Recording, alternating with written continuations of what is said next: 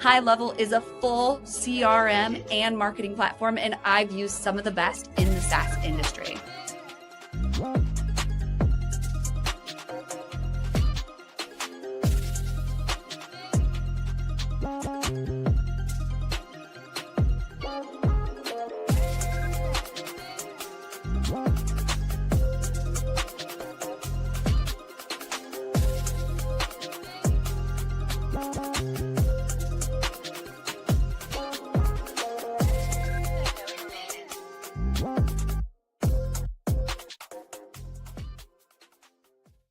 And we are live from LinkedIn, YouTube, Facebook, Twitch, and Instagram. I think I got them all. What's up, Layla? It's Revening's Wednesday. Welcome to Wednesday, Revenue Party people. We've got our hot topics and our hot guests that we're going to be getting it right into. But you know the drill. We've got Layla here helping in the background. Thank goodness for Cherry Assistant for helping me be able to delegate and find the right talent around the world who's able to help me with the skills that I need to scale Revening. And right now, Revening, I know I'm posting a lot about the retreat, but really our moneymaker is our live streaming services. We're helping businesses go live on LinkedIn,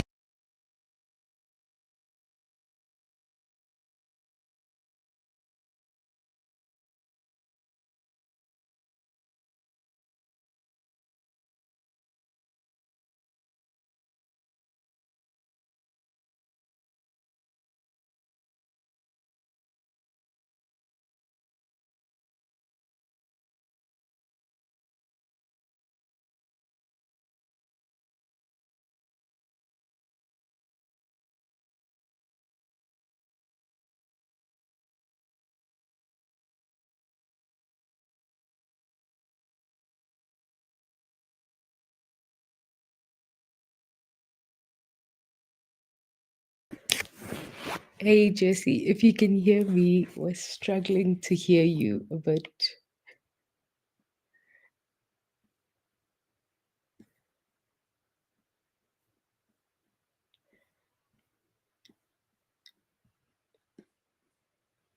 Hi everyone, I'm from Cherry Assist. Delegate now. Nope, still can't hear you.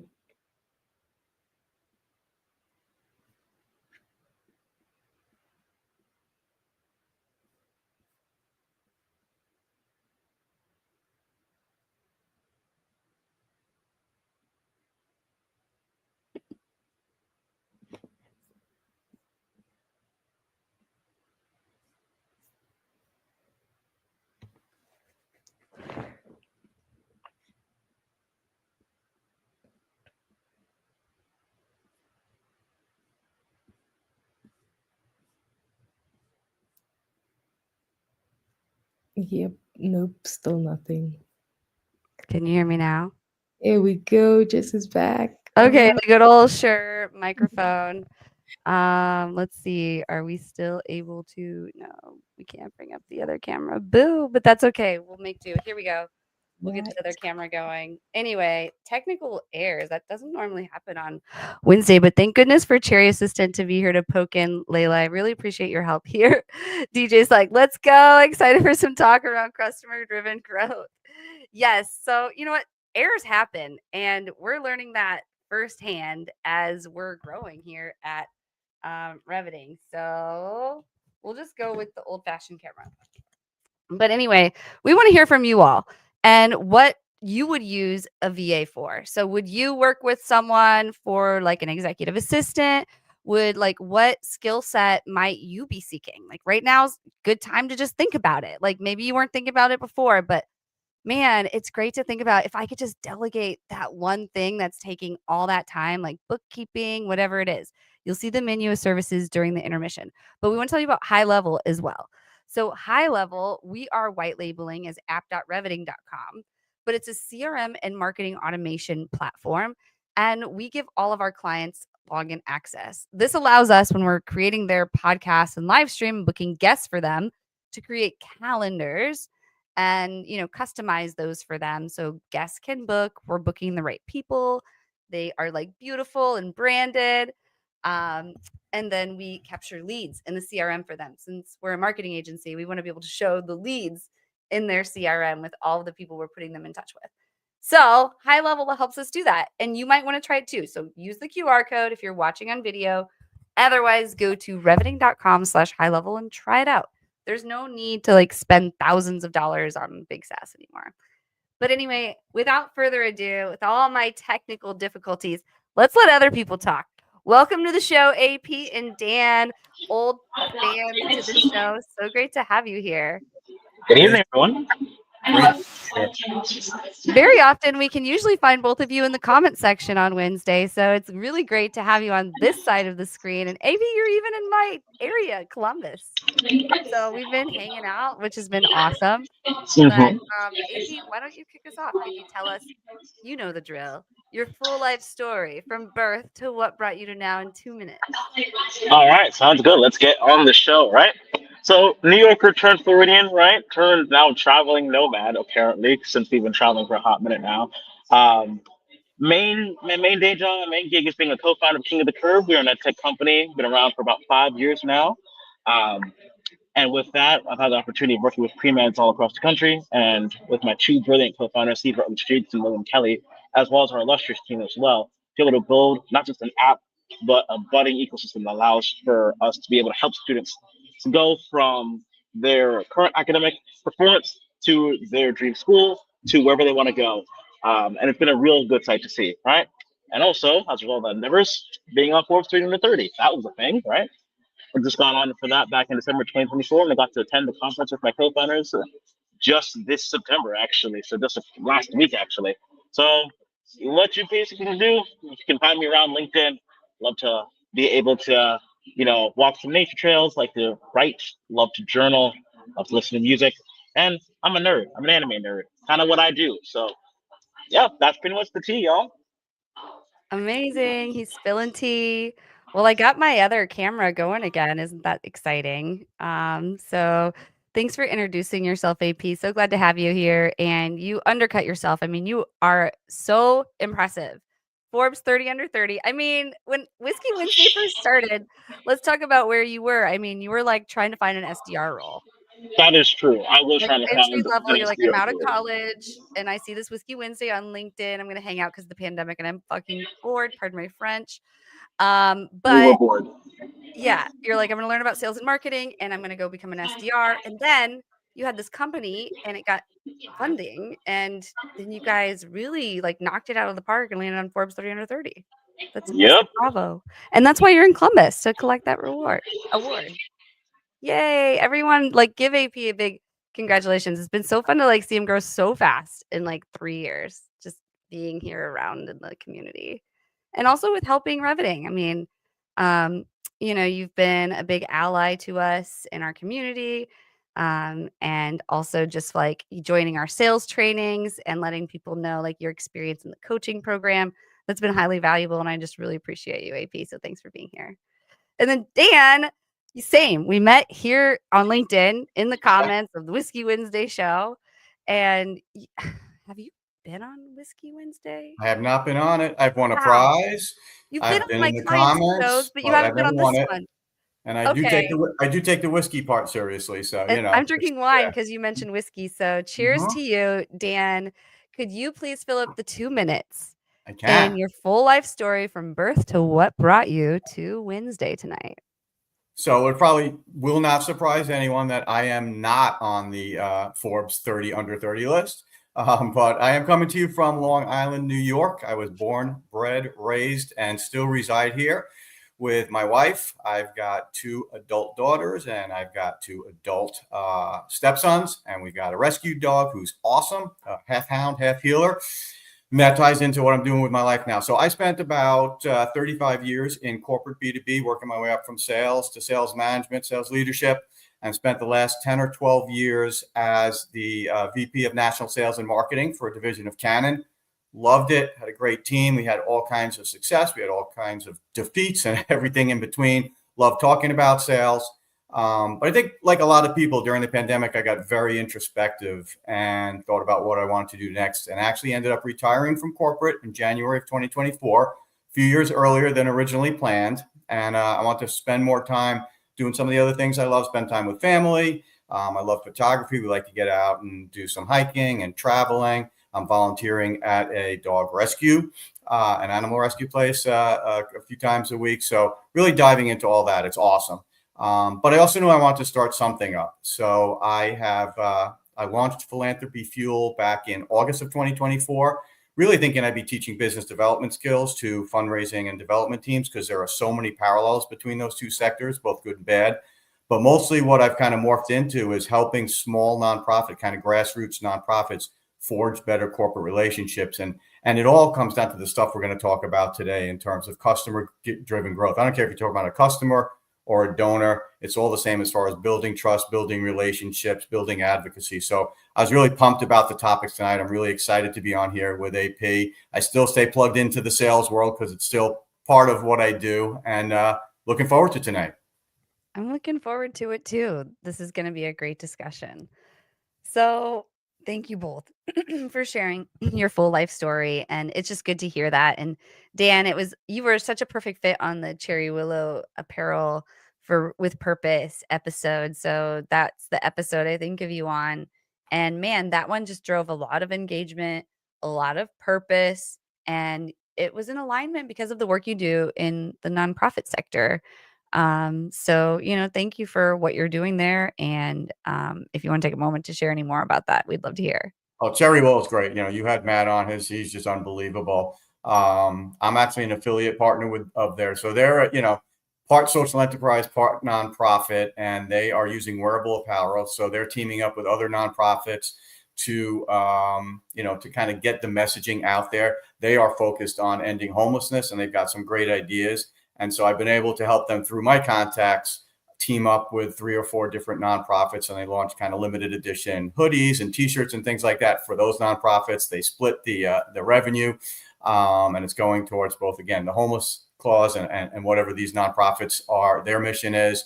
I've been trying to get them some corporate partnerships as well. So they're just really good people. It's the kind of people I like working with, and I've been lucky now. It's place I am in my life, I can kind of choose who I work with, like which nonprofits, which organizations, and I've been leaning towards those where the missions are kind of near and dear to my heart. So it's just been it's been great. Love it. And just for the record, anyone listening, Cherry Willow, they do apparel, and the part of the apparel goes to support homelessness. So it's apparel with purpose. Anyway, yeah, we do love Cherry Willow apparel, but let's get into the first topic.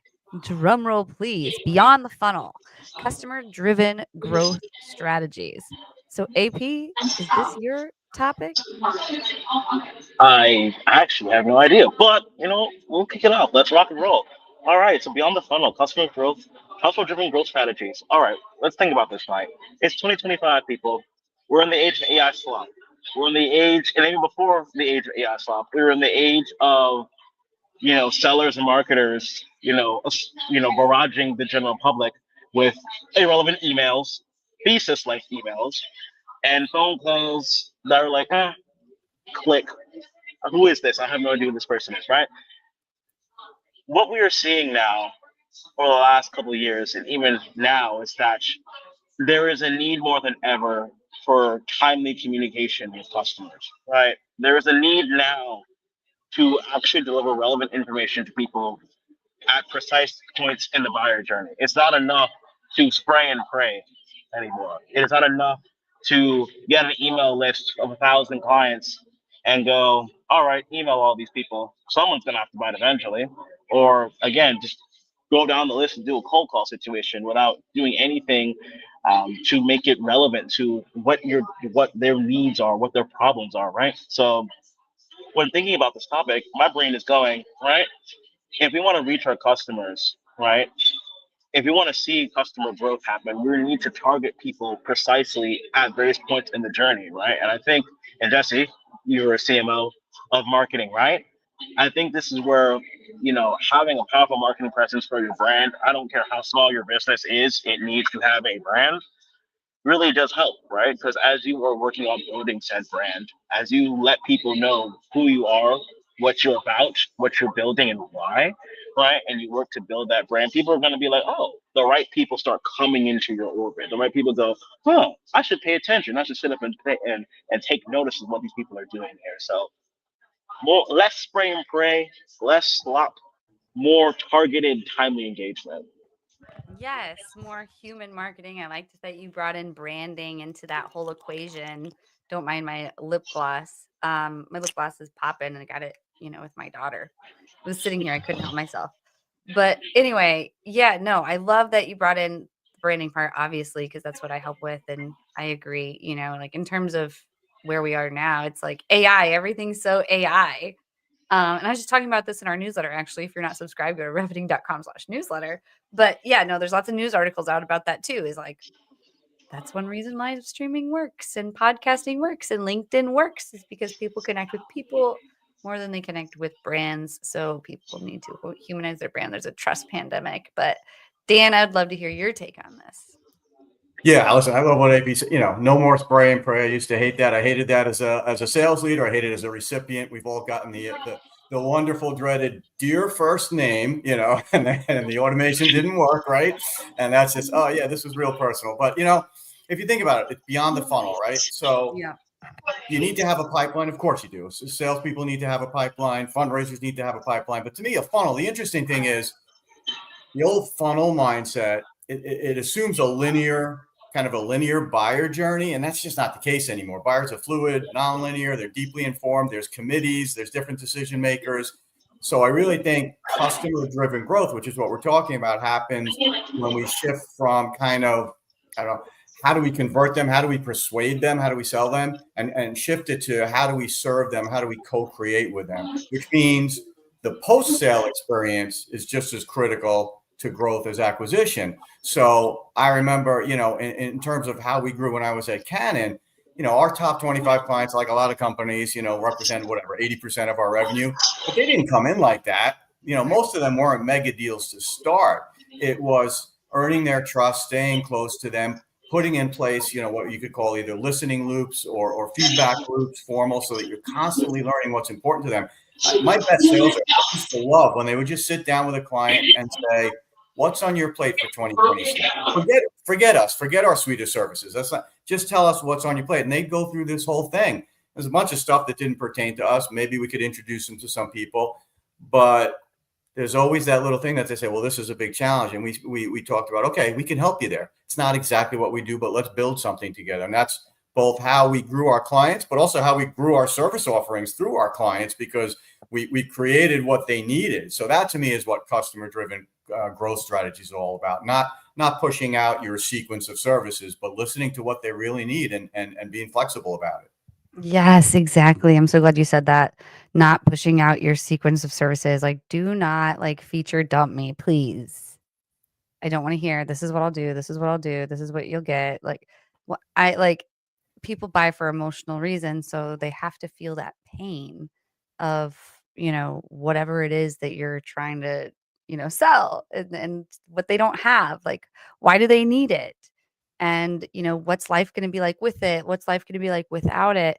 How does that impact them? How does that impact their family? Pulling in the emotion into it to just really help drive this. But what's your take on all that, AP? And I guess, this sort of wraps up the topic too. I mean, my take is, Dan, I'm so glad you brought this up, right? The power of the post-sale experience, right? Yeah. I think a lot of us have been trained to think about, okay, let's just inform them, let's persuade them, let's have an educated conversation with them, right? And let's get them to sign the contract. Cool, awesome. But, right, it's one thing to acquire a customer, right? Another thing entirely to keep a customer, right? And it's another thing entirely to give such good service to a customer that not only they're staying with you, but they're evangelizing for you. They're telling their friends about you. They're telling their family about you. Like, hey, I know this awesome business I'm working with. I've been with them for like 2 years. You really should check them out. When they're doing their sales and your marketing and your sales for you because they're not bought in, you've done something right. Keep that up. Yeah. I mean, I think we're talking about that later on, AP, in terms of customer advocacy. I just think, I don't want to jump ahead, but corporations and nonprofits do a horrible job of making it easier for customers, donors, supporters to advocate for them. And I think that, it's not just sit back and hope it happens. It's help them to do that for you. So I know we'll talk about that a little later, but yeah, I think this is just so great. I'm still laughing about the whole spray and pray because you just see it so much. I'm not impressed that you were able to scrape my LinkedIn profile and know that I'm a Penn Stater and throw that into the first line of an email and then just shift gears to what you're selling me. And also don't do that on the Monday morning, which just happened recently after we just lost in one of the biggest upsets in college football history. And I'm still hurting. Not good time. Yeah, research Dan well enough that his real pain, and that's that his team didn't win. And that's what he really wants to talk about. So if you want to talk to Dan, you got to do your homework, because other brands your competitors they're pulling all sorts of data on your clients. Like we have a client, BDEX, they have data, 5,000 segments of that you can pull on your audience, just literally completely understanding behaviors, trends. There's so much research you can do now to understand your audience. And I find when you need to spray and pray, it's because you don't know your audience. You don't understand your ICP. But I digress. Let's go into topic 2. What do you all say? I want to hear from the audience. It looks like we've got 4 of you on LinkedIn. How many? Or no, not LinkedIn. I'm looking at YouTube. How many of you are out there? Put something in there. Just say hi. Tell us what you think. Should we use more AI or use less AI? Everyone in the comments, please give us an answer on that and why. Do you embrace AI? Do you not embrace AI? Do you want to see more of it? Do you want to see less of it? Do you want to see more live streams? What could make this live stream better? Ask us a question that you want to learn with sales and marketing. And in the meantime, we're getting to topic 2. Cheers, Dan. AP, what you drinking over there? We muted you because you had all that background noise. Nothing. I'm drinking air right now. You need to get yourself a drink, sir. I will drink something later. Well, you're at a coffee shop, so you need some caffeine. That is also true. Anywho, topic 2, the trust delta. What so many get wrong. Okay, so as many of you know, I'm a co-host on Deconstructing Data, and we talk about marketing and advertising and AI and data. And it's primarily targeted to consumer marketers and growth experts. But the thing that consistently has come up over almost 200 episodes is that we have a trust pandemic. As you can all imagine, as marketers and advertisers, it's harder than ever to connect with your audience because people don't want to be advertised to anymore. And sometimes even just targeting them, they're weirded out that you even know it's them. You got to be super suave with your messaging and your targeting. But there's a trust delta, and that's why we need to humanize our brand, blah, blah, blah. I could go on, but Dan, kick us off on what so many get wrong here. Yeah, the trust delta. I love it. So about a month ago, I was a facilitator on a LinkedIn Live for a community I'm part of called the Nonprofit Hive. And we were talking about just this issue, and it was just a great panel of experienced people. And what's really interesting is if we're honest with ourselves, I don't care if we're talking about sales, for-profit, nonprofit, doesn't matter. Most organizations think they're trustworthy, right? But if you ask their buyers, you get a very different story some of the time. And one of the things I love was this concept that trust is not a static asset. It's a renewable resource. So we overestimate how much trust we have, and we underestimate how often it needs to be earned again and renewed, refreshed. In both nonprofit, for-profit space, there's just this huge gap between internal perception and external experience. And I remember it from my days as just, like a sales manager, as reps would come back from appointments and I'd ask for a summary and they would just make so many assumptions about how well it went. But they didn't get that from the client. They got that from their own perceptions. They hadn't earned any trust. And if I'd go to a follow-up meeting, you'd still see a contact that was hesitant to share information. And that to me is the true test of trust. Are they willing to give you insights that they're not sharing with other people? And if you talk to leaders of any organization, a lot of them say, hey, we're doing great work. But then their buyers, their donors think, then why does it feel so hard, to engage with you? And an interesting point, I forget who said it, but, you can't message your way back to trust. It doesn't come from marketing glitz or marketing spin. It comes from how you communicate. It comes from how you show up consistently over time. And even when it's messy, it doesn't have to be perfect. It's got to be authentic. And the last thing I'll bring up here is internal trust. So if you think about how you treat frontline staff, salespeople, fundraisers, marketers, the people that are out there interacting with your customers and your prospects. Dun, dun, dun. Yeah. Sorry, just wanted to highlight this.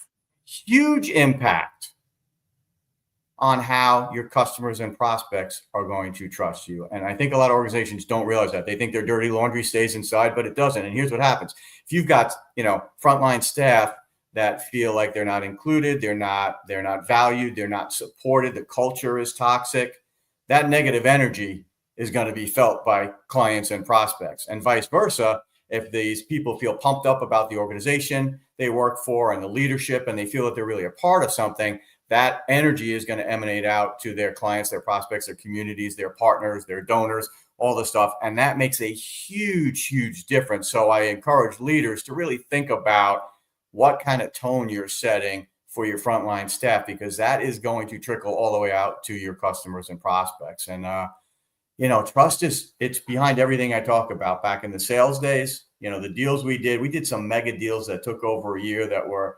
$100 million deals. That doesn't happen without intense trust and getting information that other vendors weren't getting, because we took the time to learn what was important to them. I read somewhere, I wish, I'm getting old. I like to cite sources, but I can never remember them. So I apologize to whoever I'm not quoting here, but I'm trying. It was a great quote. It said, trust is the invisible infrastructure. You don't notice it until it collapses. And I think that's the really important thing. Trust is not a stage in the funnel. It's something you've got to do throughout. So I think it drives everything. What we were talking about earlier in terms of customer-driven growth strategies. When we talk about advocacy in a while, nobody's going to advocate for you if they don't trust you. So I think trust is critical. And I think if you couple that with time and attention and empathy, then you've set yourself up for success. And just to address, Jess, what you said before about AI, who's for it, who's against it.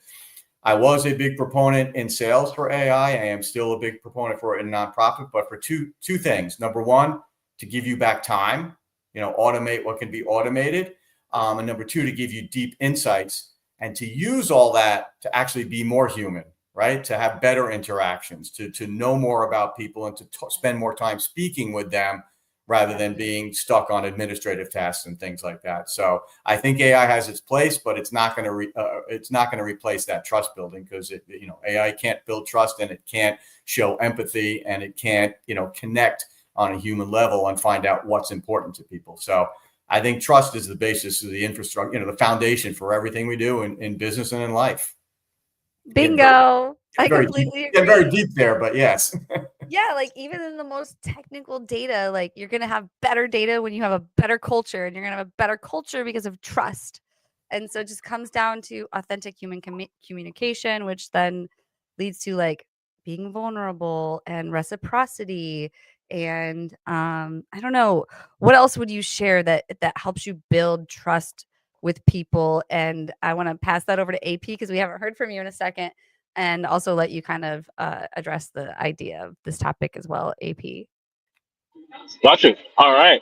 I think, Dan, thank you so much for talking about trust. I think one of the most powerful things that you said, right, was that idea of, number one, trust being a dynamic resource, number one. And number two is that idea that trust is not just about with you and customers. It's about how you treat your employees. If you treat your employees like shit, that is going to reverb back out to your customers. They're not gonna advocate for you outside the four walls of the office. They're going to be less motivated to do the work that is required, right, to help grow the business. So it is imperative, right, that you are not just focusing about how you're treating your customers, but how you're treating your employees. And I would say this, right, in terms of like, how do we build trust? How do we keep we think of trust like a fire. How do we keep it lit? How do we keep it aflame? I say do what you say. Do what you say you're gonna do. Right, consistently. Number one, and I'd also say number two, do right by people. Right. And I know it sounds so cliche. It sounds so basic. It's something like your mom or dad, somebody in your life told you when you were a kid, right? But I promise you, myself included, raise my hand here. I need reminders of the basic things in life. So sometimes it slips away from my head, right? So I say, do what you say we're going to do, and then also do right by people. I think in business, it can be very, and it's sad that it happens, but it can be very, and especially on culture too, it can be tempting, right? And employees will tempt you to try to take the easy way or take shortcuts or do things that maybe their boss is pressuring them to do that they should not be doing whatsoever, right? That, yeah, it might look like a win in the short term, but in the long term, you're about to blow your business up because you're doing something that's going to damage you that you should not be doing, right? So it really is about creating that culture internally and externally, and it really is about doing right by people. No one wants to be scammed, no one wants to be lied to, no one wants to be disrespected. So, I mean, the golden rule, right? Treat people how you want to be treated. It's not just in personal relationships, but also it's also good business too. So that's what I say to that. Yeah, I love it. And Dan, we got to move on, but I just want to give you an opportunity to wrap up this topic because I could talk about trust all day because I totally agree. This is like the main thing you've got to get down, like both in sales, internally, like all the ways. Yeah, it's really critical today. And I think if you look at the generations, so what I'll call the younger generation, they're younger to me. When you talk about millennials and Gen Z, I mean, they're all about trust, right? They're only going to work for companies and buy from companies that they trust. They're only going to work for companies and buy for companies that they think are truly advancing social good and making an impact, and doing the things that are important to them. And innately, they have a distrust of institutions. I mean, I've seen the reports. The government is first, but corporations aren't far behind. Nonprofits are distrusted more than you would think. So gaining that trust, and I think you said it early in kind of the intro, Jesse, we're in a lack of trust pandemic in a way. It's really tough these days. So one of my biggest advice, get a little messy. Don't try to make everything glitzy and marketing perfect. Like, show people, let people see behind the curtains, show them what's going on. It's okay to be imperfect. It's okay to tell them the challenges that they're going to face. When you're selling to someone, it's okay to tell them, no, the transition isn't going to be perfect. There'll be some messes, but here's the contingency plans we have in place for you. And we've done this before. So I think, a little bit of the less of the, just the kind of high level marketing, perfection, and a little bit more of reality, I think, is what makes a difference, especially to what like I said, I'll call the younger generations. Yeah, 100%. Thank you so much for bringing up this topic, Dan, and for talking on it so eloquently. I couldn't agree more. I know we have a few comments. So, Layla, if you wouldn't mind, could we bring those up? I know I saw one from Doug and DJ, as well as maybe Matt. But Doug says, leveraging and understanding the customer's voice, build on those authentic relationships in the layman's terms. Yes, leveraging and understanding the customer's voice. Speak in their language. Put yourself in their shoes. Like, imagine a day in the life of your customer. Who is your customer? What do they feel when they wake up? What do they worry about? Like, literally, think about all those things. Love that. Matt says, well said, Dan. Frontline employees are the face of the organization. I agree. And everything you were saying really can be applied internally. And Layla, please, I know she's in the background here producing. And we've had a conversation that we're growing fast right now. So I understand she's not gonna be able to do everything that she once was for everything. And that's okay. So let's just recognize it and let's just communicate about it and be vulnerable, and it's okay. And I think that that hopefully helps build trust. But Layla, you can keep me honest. But then people don't feel like, oh, I'm gonna get in trouble because I didn't do all my work. But we can all step in and support each other if we're actually able to communicate about what's going on and all the different pains within it, why things are taking us so long.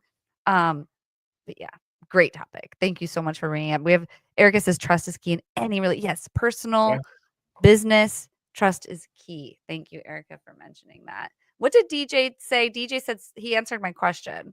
I think that we used. He said more thoughtful AI, less AI slop. Yeah.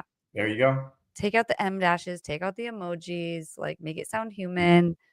I digress. And in the meantime, let's move into our third topic, but right after this brief message from Cherry Assistant. This is Mike, also known as Clean with Mike on Twitter. Mike hired a virtual assistant from Cherry Assistant about 2 years ago. Now, he has a $50K per month business, fully managed by a remote operator in South Africa. His VA from South Africa does the following: closing inbound leads on the phone, Yelp and Google and Facebook, manages his CRM and Go high level, deals with rescheduling, cancellations, any issues, hires and manages the cleaners, and sends them daily reports and updates. Mike has a fully cash flowing business managed by a remote operator for only $8 an hour. You can also hire a US equivalent worker in the Philippines, South Africa, Latin America for a fraction of the cost with Cherry Assistant. Be like Mike and grow your business with offshore staff. And if you're listening on podcast, we're showing a menu of services, including but not limited to lead generation, CRM management, prospecting assistance, sales presentation, preparation. We've got data entry and cleanup, customer support, and project management assistance. So if you are looking for help with delegating and you don't know where to start, just have a conversation with Cherry Assistant. I mean, like maybe you won't maybe you won't get started right away, but it's good to know the options you have out there to delegate. There are people around the world who want to help you and who are going to fit in your budget. I promise. So if you're listening on podcast, just go to cherryassistant.com. Let them know that you heard about them through WinsDay. Give us a quick plug. But yeah, check them out. And then, always want to make sure and send people to reveting.com/high level. I know there are so many CRM and marketing automation platforms. This is the one I've endorsed. So we use it internally. We also help our clients with it. So if you want an extended 30-day trial, try it out over here. Once you do get started, it's only $97 a month.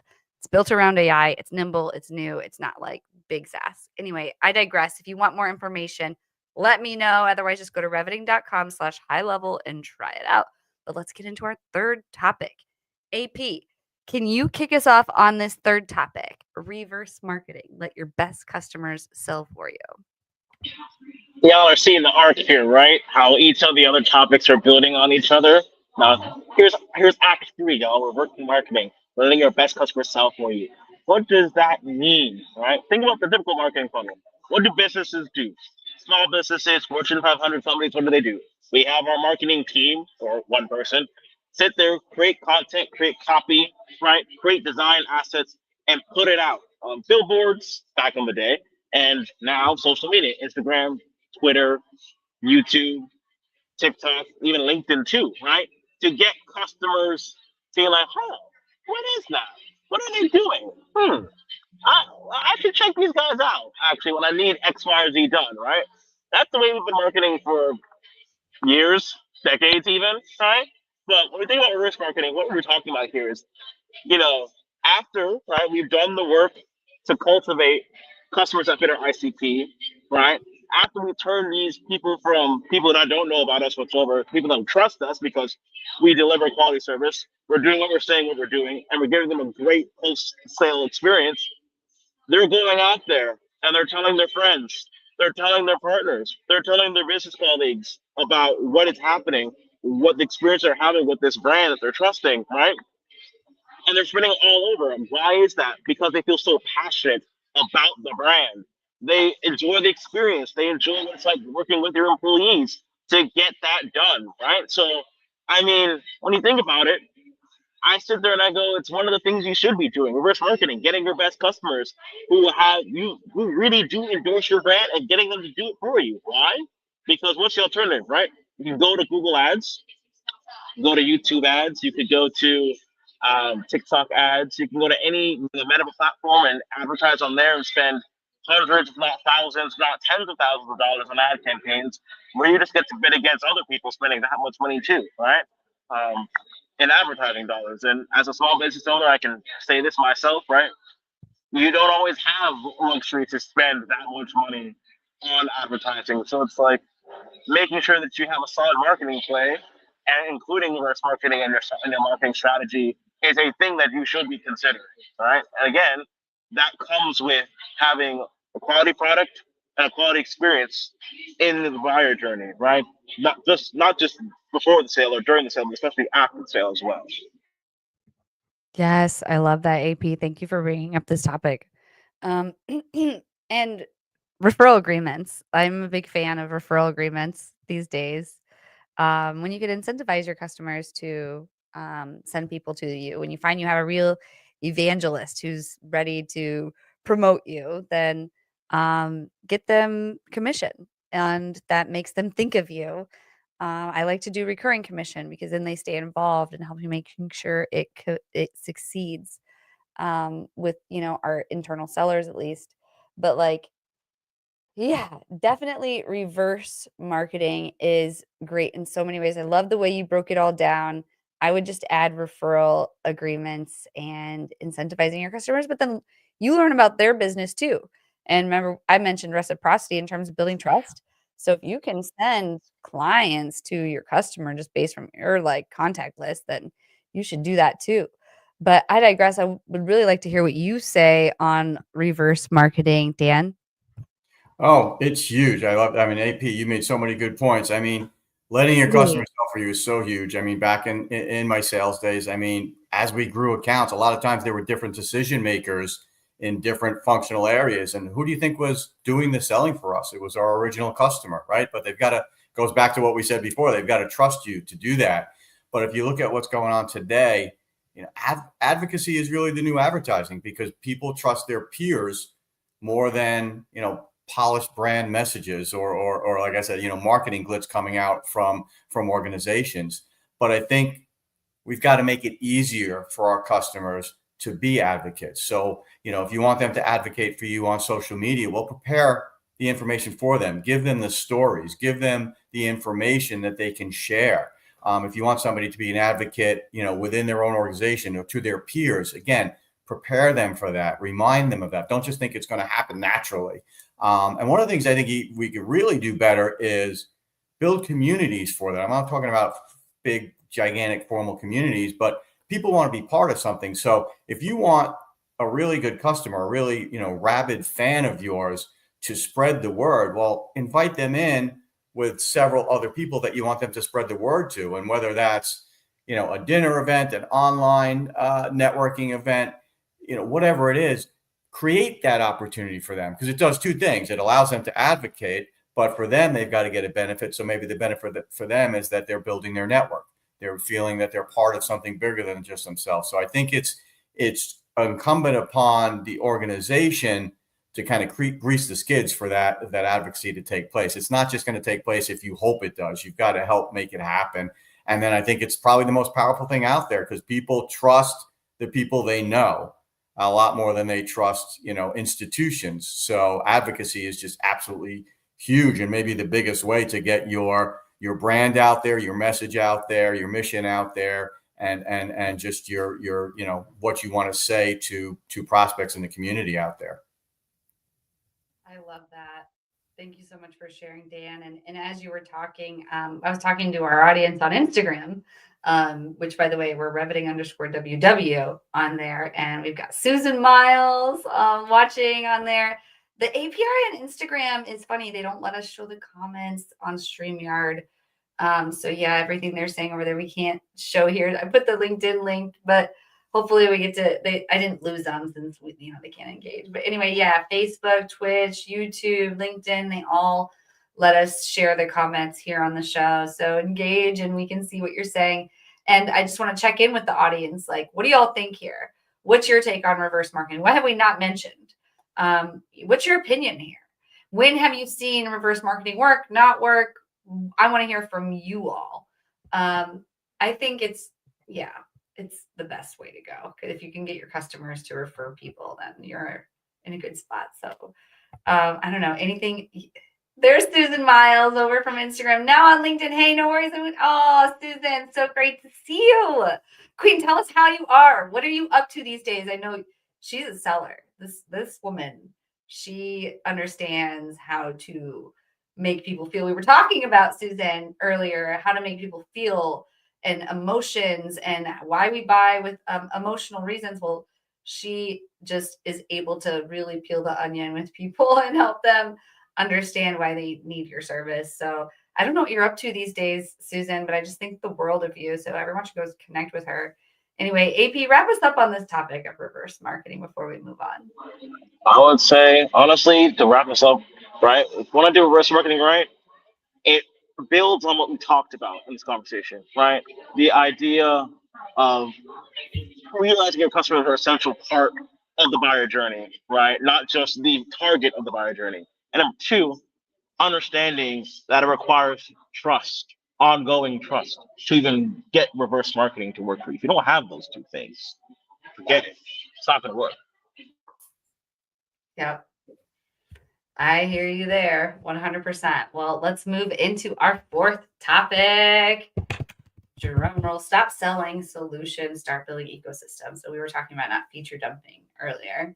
Dan, can you talk to us on this topic and set the stage for it? Yeah, I love talking about ecosystems. I've written, some content on it. I just think, again, goes back to what I was talking about before. People want to be part of something bigger than themselves. They want to be part of kind of a group that's solving a problem. So if I look back on the biggest sales win of my wins of my career, whether it was an individual salesperson or when I was managing a team, they didn't come from selling a product. They didn't come from selling a service. They came from connecting the dots between teams, between outcomes, shared goals, partners, and bringing that all together. And I think that's the role of sales, marketing, fundraising, is to kind of bring all those different entities and those different needs together and figure out a solution.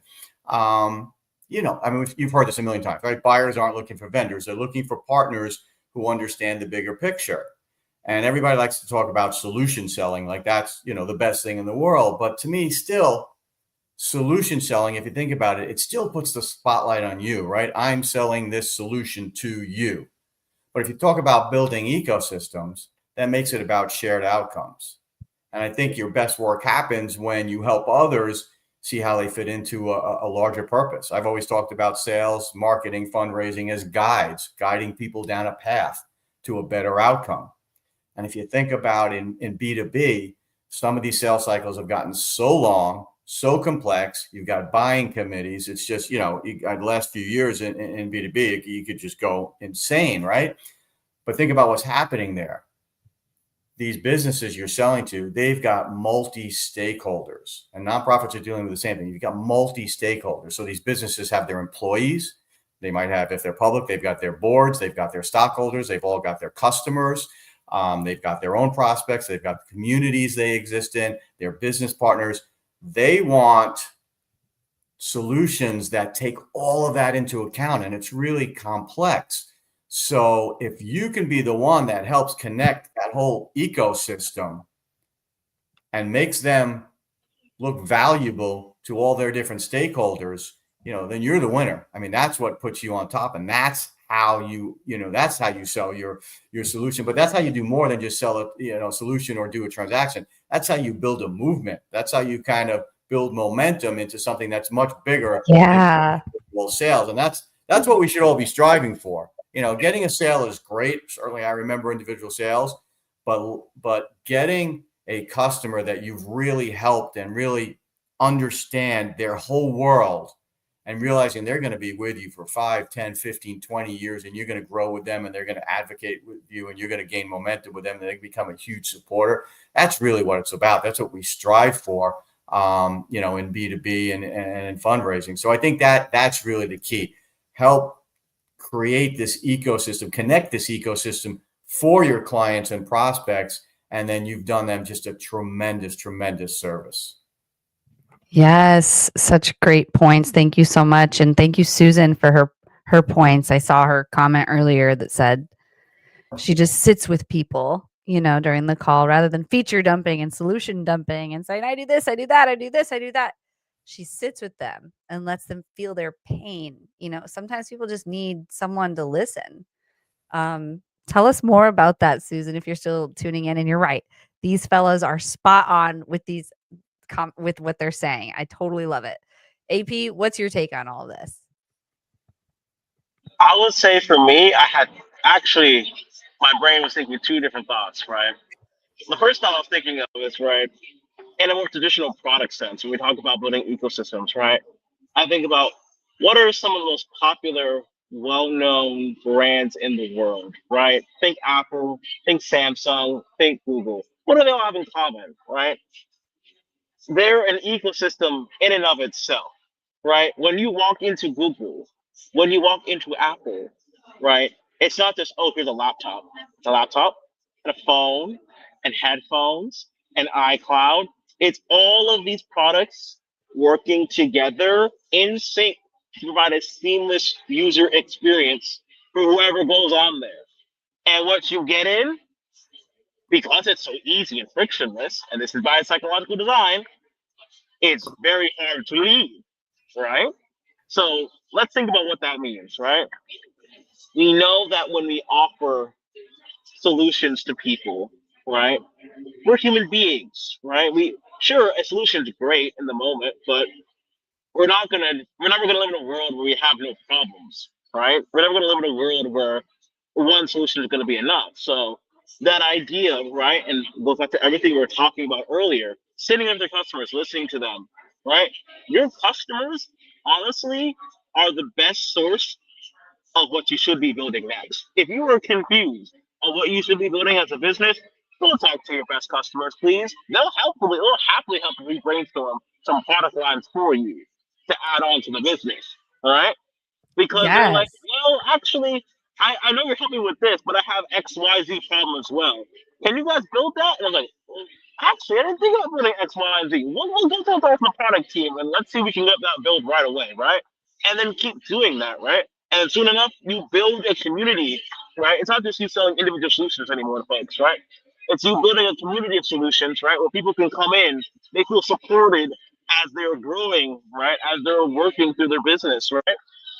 And that's how we go that way. So that's the first thought I was having. And the second one, right?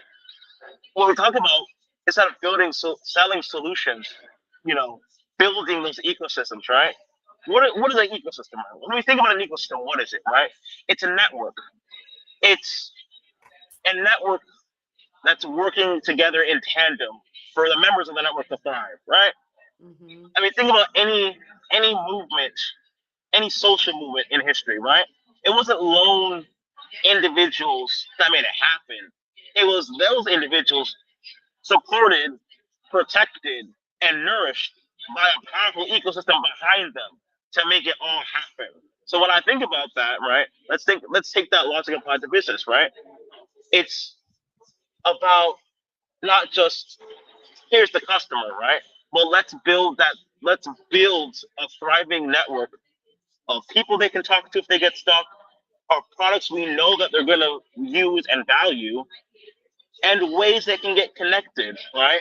So that we're supporting them throughout their business. It's not just about selling a solution, it's about plugging them into an environment that we're helping them thrive, no matter what's happening. Amen. And Susan was saying amen too. Yes, people were cheering you on. Eric was saying yes. People agreed. Yes, listen to your customers, people.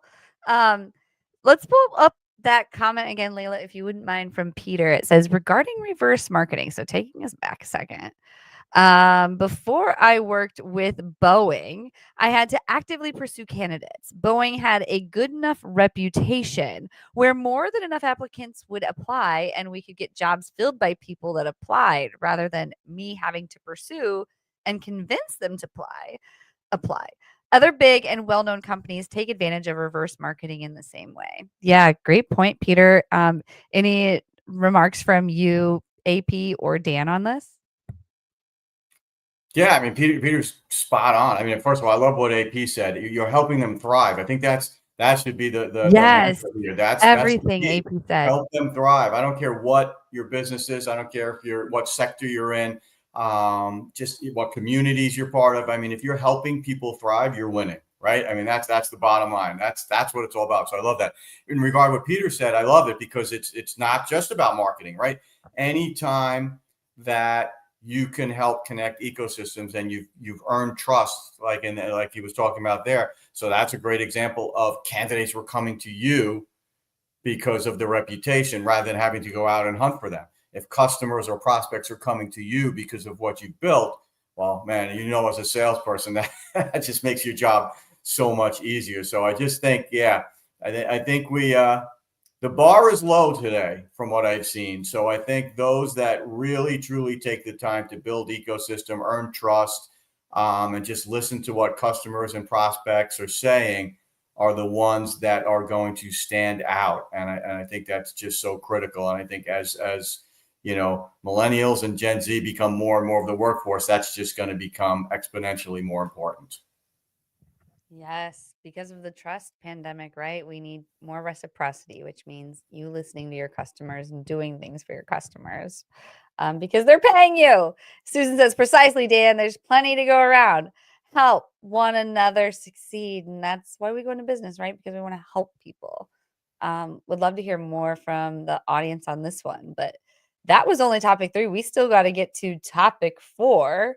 So am I right? Did we didn't get to topic 4 yet, did we? No, that was 4. That was 4? Yeah. Okay.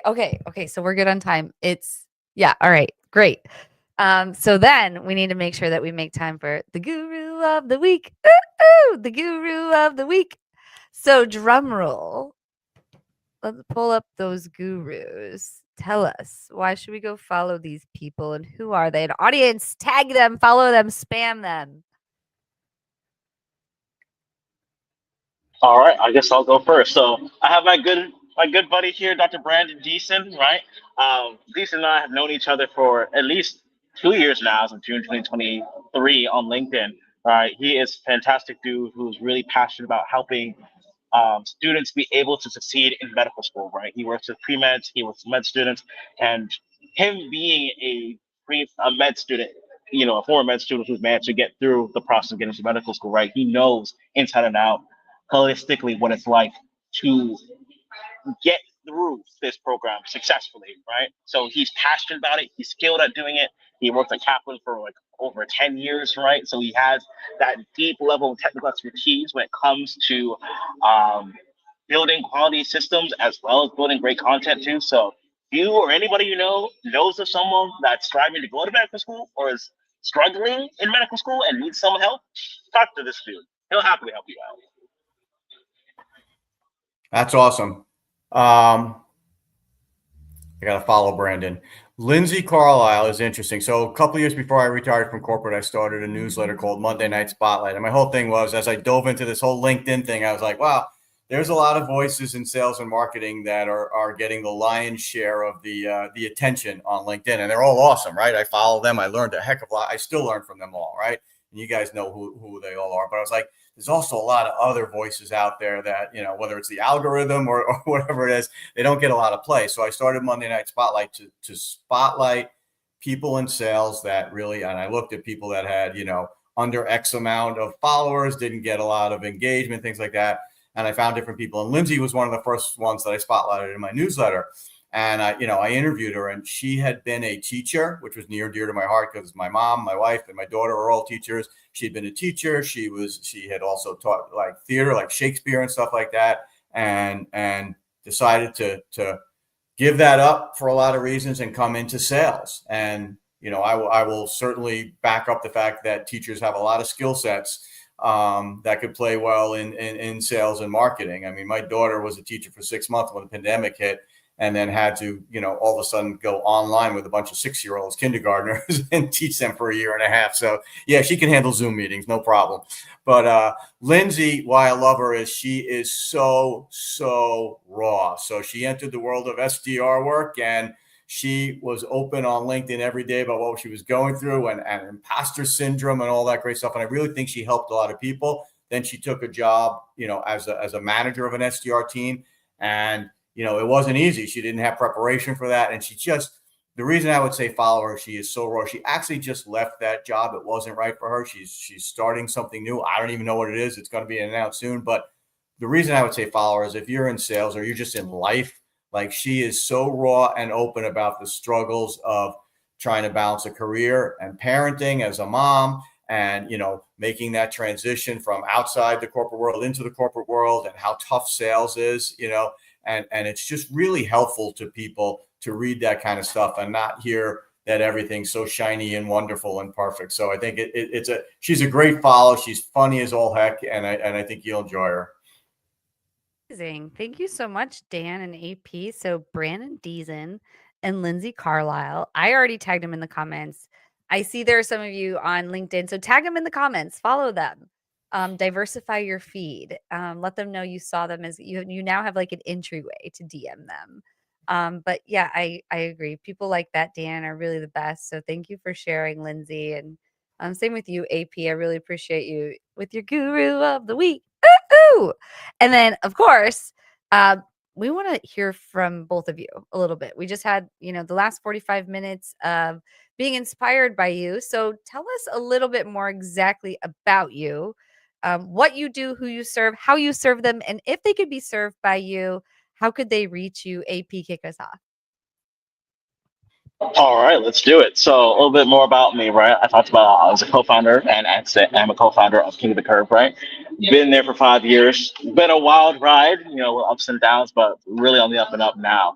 And really what we do, where I get the privilege to do with two brilliant gentlemen of mine, and of course our team that supports us day in and day out, is really being able to build a platform that's forward-thinking, that's adaptive, that's engaging, right? To help students, if whether you're studying for a standardized examination or whether you're studying for AP biology or your honors lit class in high school, we'll help you study for that and help you study in a way that makes sense, right? We're in the 21st century, right? So That's so being cool. able to just always just use the old-fashioned ways of here's a textbook, here's this, here's that.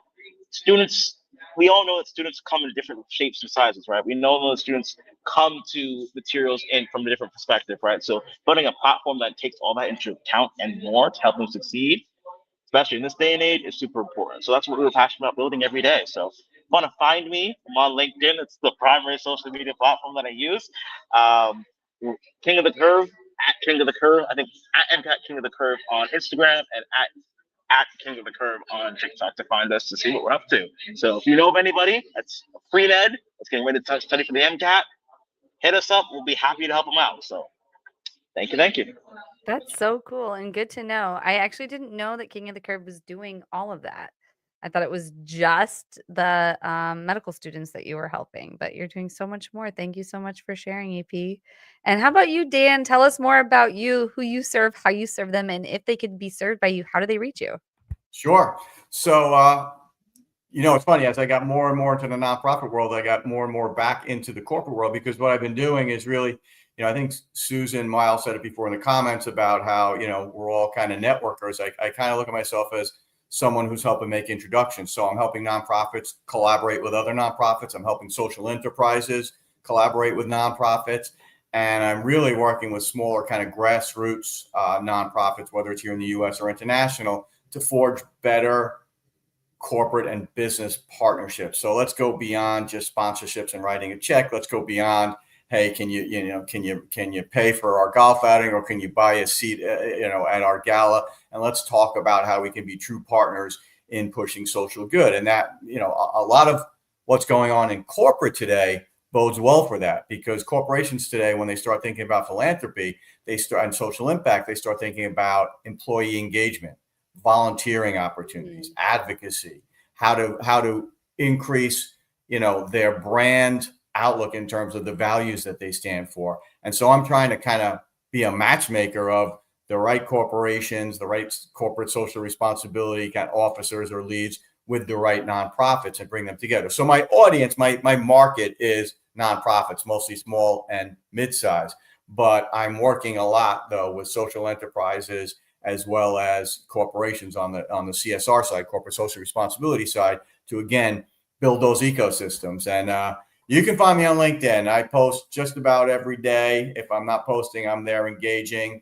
I subscribe to what Jesse says. Before you post, get on and engage for a half hour genuinely with people. Stick around after that for another half hour and engage with people truly on their content. That's how I've grown my business. That's how I've grown my network. And right now I'm just enjoying life. I'm doing the things I love: photography, volunteering, travel, family. But also I love the fact that I'm able to help people who are helping others. Like I know Matt Fogarty's on this call. I fell in love with Cherry Willow because of Matt and Shauna and how passionate they are about supporting the unhoused. And so I just wanted to be a part of that. And I get to do things like that on a daily basis and meet these amazing change makers. So connect with me. I'm always happy to talk business, to talk sales, to talk life, to talk dogs, whatever you want. I just like meeting good people. You heard it right here, to talk dogs. Yeah. And Susan, you're right. They're so great. And by the way, both of you have been super supportive of me. So thank you so much. And both of you are in the community, the WinsDay winners. And so, Susan, I want to invite you to be there. I don't normally do this, but we do filter the people who join on this WhatsApp group. I just dropped the link in the LinkedIn chat. If you want to join, you know the drill. Put it on mute, drop your LinkedIn URL. People will connect with you. Let them know what you're up to. You're a mindset coach, Susan. That's so cool. Tell us more. And WinsDay winners, I have the Women Wave group, but the WinsDay winners is co-ed. So now we can bring all these kings in to share their information and, all the stuff they're up to. So it's been a lot of fun. But yeah, Susan, it's been super fun having you in the comments as well. And same with Nina and everyone else who's been chiming in. DJ, always great to see you here. Erica, thank you so much for being here. There's so many people. But it's been a great episode. Thank you all for tuning in. We got the Guru of the Week. We heard about you. So the last thing we got to do before we wrap up is just let you know about next week. Next week, as you know, we're back every week here on WinsDay. So we've got another great episode. Tyler, Lubin, and Zachary. Oh boy. Rishitatelli, managing director at Real Fig Advertising. And then we've got weaponizing data and intelligence. So that's going to be an interesting conversation next week. I hope you can all come back and tune in. Otherwise, we've got lots of clients going live on LinkedIn now too. So if there's other live shows you want to tune in, come join the WinsDay winners and see sort of the network of shows that we're putting out.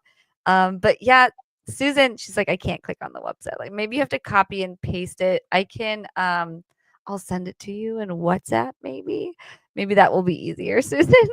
But yeah, I digress. I really appreciate you being here, Susan, and Dan and AP. Thank you for staying up late with us on another WinsDay. Cheers to WinsDay. And with that, we'll wrap up. Thank you, Layla, for Cheers, everyone.